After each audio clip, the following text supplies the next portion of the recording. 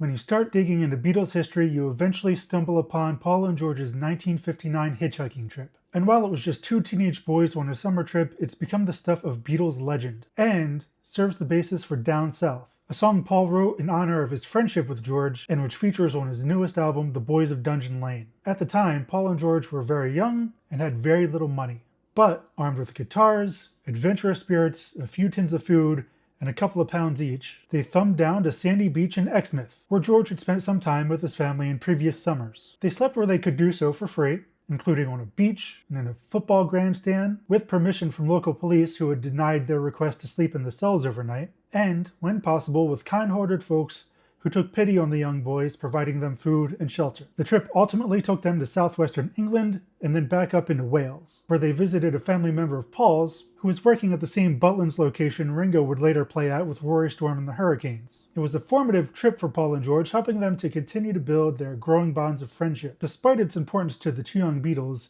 it's not really covered much in the Beatles anthology series, but the book version of the Beatles anthology does feature a longer passage from George Harrison about their time together. But Mark Lewison's Beatles magnum opus, Tune In, covers it a little more thoroughly. He also goes into just a bit more detail in his extended special edition of the book, which, if you can afford it, I do recommend picking up if you're at all interested in how the boys met,